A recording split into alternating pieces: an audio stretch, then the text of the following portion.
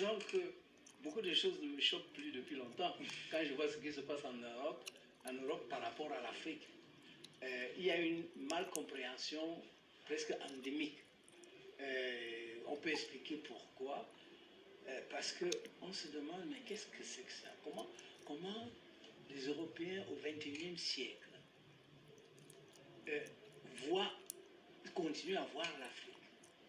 C'est-à-dire que les Européens ne voient pas ce berceau de l'humanité. C'est-à-dire qu'ils ont réduit l'Afrique à la période de déclin.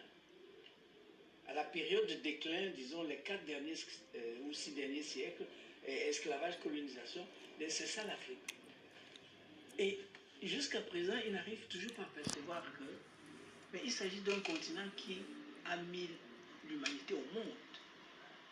Et que si, pendant tous ces millénaires, l'Afrique a fonctionné, l'Afrique a produit, l'Afrique a inventé, mais tout ça, ça a disparu des mémoires, mais pas seulement des mémoires des Européens, mais même des mémoires des Africains. Et les pays africains, pendant l'époque coloniale, ont été beaucoup pillés, je crois qu'on peut le dire, parce que les conditions dans lesquelles les œuvres d'art du patrimoine africain se sont retrouvées en Europe, c'est soit des conditions de vol pur et simple, soit des conditions d'achat à des prix assez scandaleux compte tenu des prix du marché qui étaient pratiqués alors en France. Voilà, donc c'est un vieux dossier qui remonte là à la faveur de la remise d'un rapport qui avait été demandé par Macron, par le président Emmanuel Macron, notre président à tous. Ouais, après son discours de Ouagadougou, c'est ça, fin 2017. Et là, un an plus tard, un rapport qui a été fait par 2 personnes absolument inattaquables, qui sont Felwine Sarr, qui est un universitaire sénégalais, qui est un écrivain aussi, et Bénédicte Savoie. Un économiste. Oui, qui est aussi un écrivain, qui a différentes activités. Et Bénédicte Savoie, qui est une historienne, qui a une chaire au Collège de France, qui connaît tout ça assez bien. Ils ont remis un rapport qui en fait est une sorte d'inventaire déjà des œuvres, de ces fameuses œuvres d'art issues des pays africains qui se retrouvent dans les collections nationales, pas dans les collections privées, uniquement dans les collections nationales.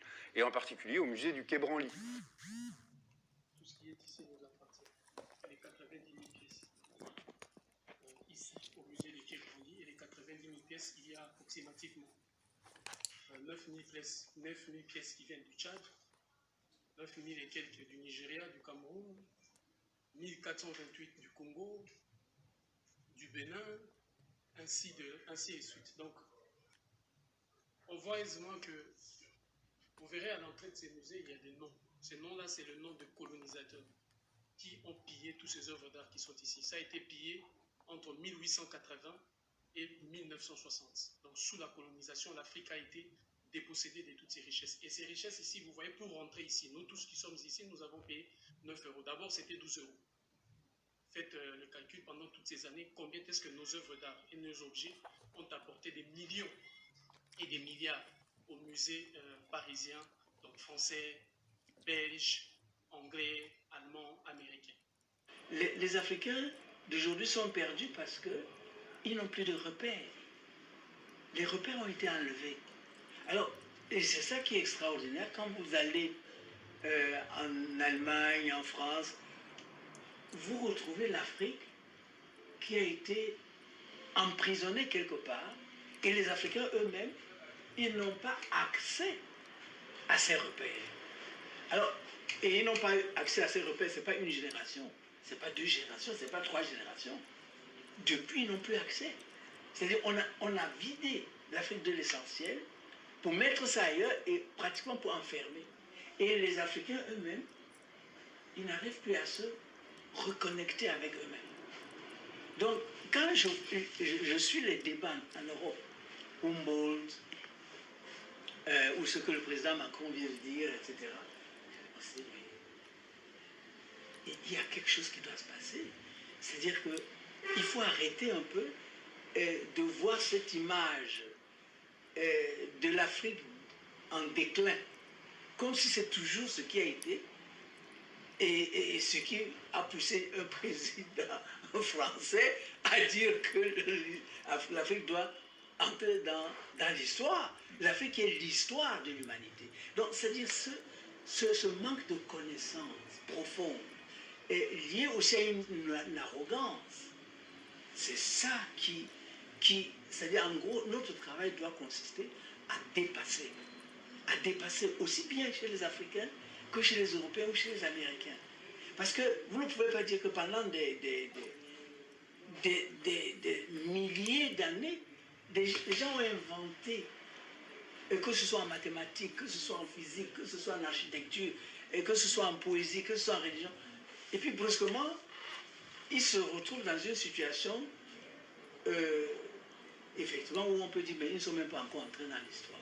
Donc quand maintenant, en Humboldt, tout ce qu'on a appris aux Africains, on veut maintenant enfermer ça dans un palais luxueux. Au lieu de dire, mais il est temps que les Africains retrouvent leurs repères. Mais ça veut dire qu'on ne s'est pas encore compris. Il n'y a rien de neutre dans cette affaire. C'est un pur texte idéologique, écrit qui s'inscrit dans une volonté de culpabiliser à nouveau l'homme blanc occidental qui n'aurait fait que piller, voler, violer le continent africain. D'ailleurs, c'est très étonnant que ce rapport ne concerne que l'Afrique subsaharienne. Pourquoi l'Égypte n'en fait pas partie? Pourquoi les pays asiatiques? Parce qu'en Égypte, il y a des œuvres d'art qui sont restées là-bas. Là, le problème des pays d'Afrique. Mais attendez, vous plaisantez, vous croyez qu'au musée du Quai Branly, il n'y a que des œuvres africaines? Mais il y a des milliers, des dizaines de milliers. C'est ce que je viens de dire à l'instant. Asiatiques aussi. Sauf que du coup, dans les pays d'Afrique, il n'y a plus d'œuvres d'art du tout. Si, il y en reste un petit peu, mais alors très, très intéressante comme remarque. Par exemple, il y a le musée d'Afrique centrale de Vermeren en Belgique, qui a restitué dans les années, je crois, 70, une centaine d'œuvres d'art. Il en reste 21. C'est aussi un des problèmes de cette restitution. C'est d'abord à qui on restitue. Quand vous avez des ethnies, l'Empire Kong, l'Empire tout couleur, qui faisait partie de ce qu'on appelait l'Afrique occidentale française, aujourd'hui sont des États. Mais les États, vous savez très bien que l'Afrique ne fonctionne pas par État, l'État-nation à l'occidental ne fonctionne pas en Afrique, on fonctionne par ethnie. On leur a légué cette merveille. Cette merveille, comme vous dites. À qui on restitue? Comment sont entretenues ces œuvres d'art? Comment sont-elles montrées? Quelle sécurité pour les montrer existe-t-il? Dans quel musée? Je pense que le fait que vous soyez déplacé depuis Paris, depuis la France, pour venir ici, ça veut dire qu'il y a quand même une inquiétude quelque part. Comment est-ce que nous voulons construire ce monde d'aujourd'hui? Et que l'Afrique qui a tout inventé depuis le début de l'humanité, et cette Afrique est en train de revenir, je crois que tout le monde est conscient de ça. Ceux qui savent au moins, savent que l'Afrique est en train de revenir. Alors cette Afrique-là, mais qu'est-ce qu'elle va donner encore à cette nouvelle humanité? Et c'est de ça qu'il s'agit. Donc on ne peut pas continuer à dire non, nous allons faire des palais luxueux pour enfermer les repères africains en Occident. Il est grand temps. Alors, je vais vous donner une image, excusez-moi, que cette image ne vous choque pas. Imaginez-vous aujourd'hui, en 2018, les relations de force au niveau international ont tellement changé que la Chine maîtrise l'Europe. La Chine maîtrise l'Europe et décide que tout ce qu'il y a dans les églises européennes, allez, on prend, on enlève. Toutes les églises. Et on amène ça en Chine. Et on construit de beaux bâtiments en Chine pour enfermer tout ce qu'on a fait en France. Et les Français, c'est-à-dire, restent sans repère. Parce que quand vous enlevez la religion, la spiritualité à un être humain, vous lui avez enlevé son âme. Donc les Français vont donc vivre comme ça, sans repère français, pendant 100 ans, 200 ans, 300 ans.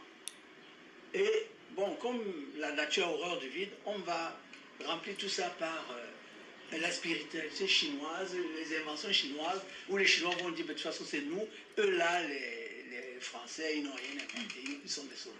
Vous comprenez? Je donne cet exemple pour que le Français moyen comprenne l'ampleur des dégâts. Et qu'on n'a pas besoin de ça pour l'humanité. L'humanité, on doit gérer de telle manière que chacun apporte sa part de richesse. pour donner à l'ensemble de l'humanité. C'est comme ça que nous pouvons progresser.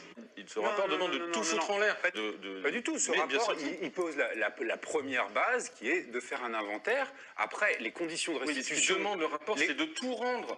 Non. Mais bien sûr que si. On ouvre une boîte de Pandore invraisemblable. Mais ça, c'est les techniques à la Macron. C'est-à-dire que je dis n'importe quoi, je fais n'importe quoi, puis on verra comment ça retombe. Le rapport dit qu'il faut tout rendre et puis on se débrouillera. Mais si. Mais non. Parce que c'est un rapport idéologique, c'est pas un rapport technique. Mais non, vous mélangez tout là.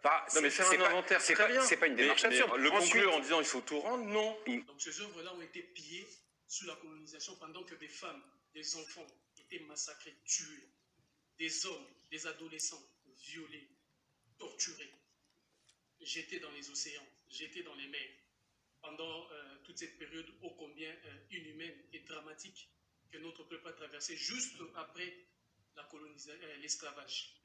Vous venez, vous volez chez quelqu'un, et puis vous décidez ce que vous avez volé vous appartient juridiquement, et qu'on ne peut même pas revenir là-dessus. C'est très grave. Maintenant, c'est autre chose. On pourrait parler de recel de vol. Alors justement,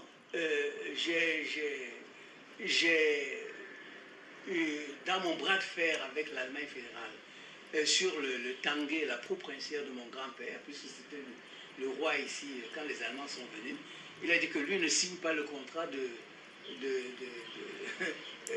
transfert de souveraineté, il refuse, il veut rester indépendant. Donc quand il y a eu la guerre, les Allemands ont donc pris le symbole le plus précieux de son pouvoir, c'est le Tanguay, c'est-à-dire une proue princière.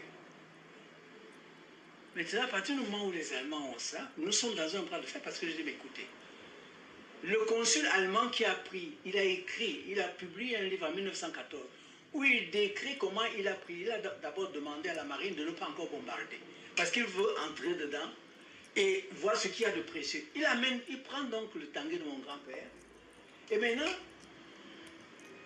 il donne ce Tanguay au musée ethnographique de Berlin et il devient directeur. Ce que les Allemands appellent curato. Il devient directeur du musée. Donc, c'est du recel. Alors, je suis allé dans les lois allemandes de 1884 et j'ai vu que le recel était interdit par la loi allemande. Alors, je présente ça aux Allemands. Voici votre loi à l'époque. Recel interdit. Et aujourd'hui, je réclame le Tanguay de mon grand-père. Vous me dites non. Mais vous êtes en contradiction avec votre propre loi. Le rapport dit qu'il faut tout rendre et puis on se débrouillera. Mais si. Mais non. Parce que c'est un rapport idéologique, c'est pas un rapport technique. Mais non, vous mélangez tout là. Et je crois que si on fouille dans les lois françaises, etc., le recel, c'est quelque chose qui est interdit. Non, mais faire un inventaire, c'est très bien. C'est pas une démarche absurde. Le conclure en disant il faut tout rendre, non.